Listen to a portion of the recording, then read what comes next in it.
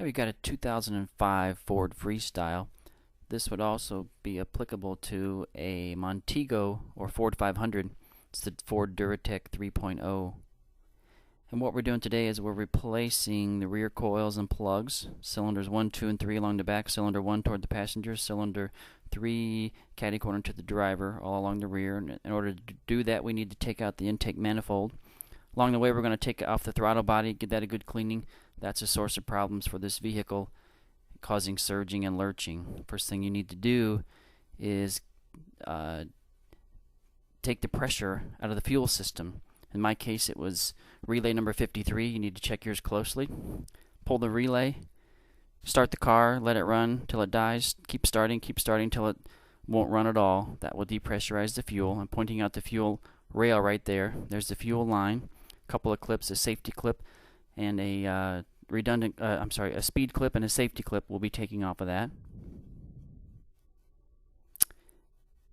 All right. Now that once you've depressurized the fuel system, we need to get rid of that roll resistor. I mean, get rid of it. We need to take it off. Can't get the intake off without getting the roll resistor out of there. It's real easy. 2 bolts on each side and 1 bolt in the middle. And if yours is like mine, the rubber in the middle is probably rotted out, and we could maybe replace that in another video. Some cheap ways to do that with some Volvo parts. Alright, I've already unhooked the MAF sensor, and there you can see how much room we've cleared up once we get rid of the roll resistor. Now, from taking this out before, I've broken a few clips, so if something on mine looks a little different or you don't see me taking a clip off, it's probably because last time I tried to take it out I broke a clip. That's a PCV tube. We'll take that off. It has a green clip on it. Also, we took the MAF sensor out already, and then also we need to remove that vacuum line. I have my hand on right there. That just pulls straight out. It's friction. So take the intake off, or not the intake, the air intake. We're working on the intake. I'm pointing out the throttle body there. Has some electronics on it that needs to come off. There I have the air intake off, and I'm just moving a few things out of the way. And you have a clear picture of the throttle body there, held on by 4 bolts. They come right out. Throttle body is also liquid cooled, meaning it has coolant in it. So if you just make sure your engine should be cool, which should be an important point anyway for this, so because we're going to be taking the fuel line off.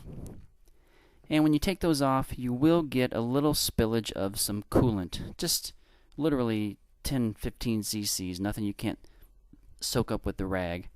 But again, you want to make sure it's cool and that the pressure is out of your system. If you're not sure, you can take the lid off your Degas bottle to make sure that the pressure is out of the system. So unhook those coolant lines, and there's again 4 bolts, comes right out. You can see the butterfly there. I've cleaned mine recently, but get in there with a good cleaner, maybe a brush, get the butterfly really clean, get the hinges really clean, and again that could prevent, even correct, a lot of surging or lurching that this vehicle can have. I'll set that aside. Alright, there's the EGR valve. If you need to replace the EGR valve, now is a good time because we're going to take that off. There's a bolt at the bottom that unscrews, and there's a solid tube that goes from the bottom of the EGR to the exhaust manifold. That is a PCV clip, goes to the PCV on the rear valve cover. We're going to get to that PCV. Good chance to change that while you're back there. Another vacuum hose to take off. And also back here is a that I'm pulling off right now is a evaporative tube. Goes as part of the fuel evaporation system. I broke that clip. That's why it was so easy for me to pull off. You'll have a little clip there.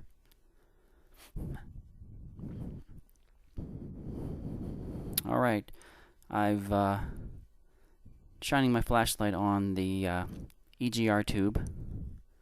I've got that the screw from that, the nut from that has been unscrewed and is now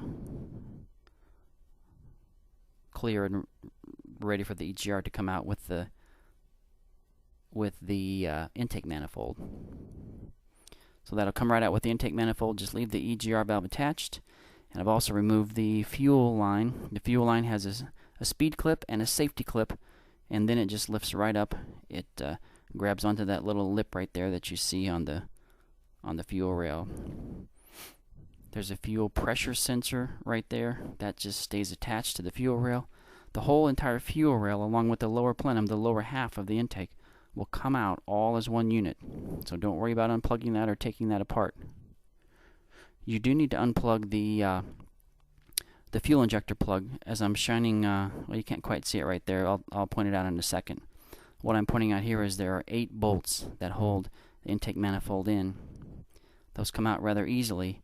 They don't come out. They actually stay attached with a sleeve.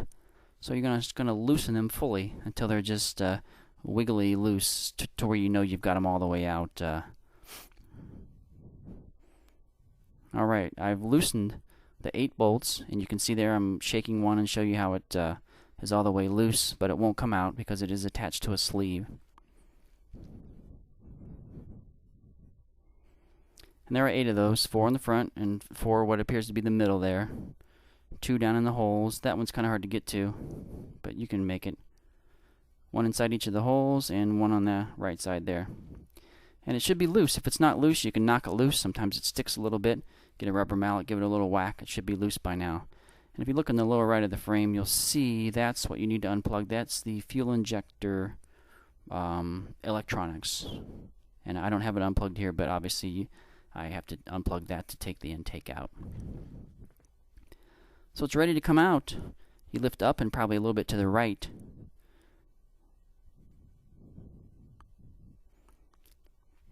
Obviously I'm narrating secondhand. The sound quality from my initial playthrough and video was pretty poor, so I thought I would redo the sound for you, and I could add a little better explanation. Well, there I've got the intake out. Again, it just lifted out up and to the right, straight up and out to the right a little bit, and that's what we needed to unplug. That's the controls all the fuel injectors. Alright, there's your intake. You look down inside. You have easy access to the rear coils, rear plugs. There's a PCV valve. Now's a good time to change that out. You might as well just change out all your rear coils, all your rear plugs while you have this off. Just get it done. Alright, don't forget to put a towel or a piece of cardboard or something over those intake holes so that you don't lose a tool or a screw or get dirt or debris down inside there. So get something to cover that up. Here's the intake out, and again, there could be some residual fuel left in that fuel rail, and it could dump out of the tube right there. And you see how everything's attached. So be careful when you're flipping this. I think you see me flip it here in a second, and a little bit of gas does come out. There's your EGR valve. See how it's already all attached? And you can see there's your fuel injectors, 6 of them. And that's the lower plenum. Some of the manuals tell you to leave that lower plenum in there. It doesn't really make sense. The whole thing comes out as a unit. Just take them all out at once. And now's a good time as any. You're never going to have a better chance to get those fuel injectors replaced. If you want to do that now, now's a good time to do that. EGR valve. Alright, I'm doing the rear plugs. Always use good dielectric grease into the bottom of your coil.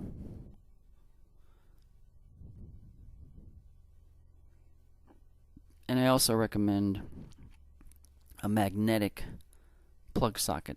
Those stinking little rubber inserts, they get a little oil on them, and they always seem to work their way out, and they get stuck on top of the plug, and you can't get that out, and it just can be a big mess. So invest $6 or $8, get you a nice magnetic socket, and always put those spark plugs in finger tight before you start putting the pressure on them. You don't want to ruin you don't want to cross your threads. There I'm just pointing out that I got that covered up so you don't drop any tools down there.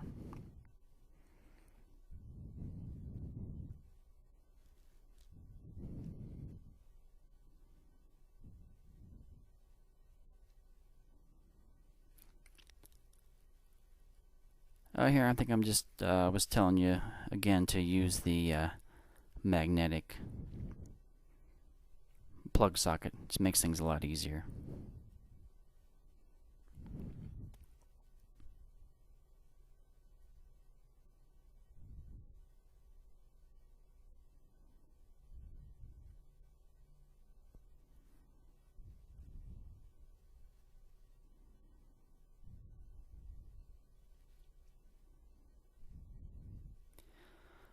Alright, I've got everything back in. I'm getting ready to put the intake manifold back. Again, it's pretty straightforward. You need to line up the bottom of your EGR valve right on top of the EGR tube there. And you have to work your way underneath that. It's pretty straightforward. It's pretty easy to get in there and wiggle down and get seated properly.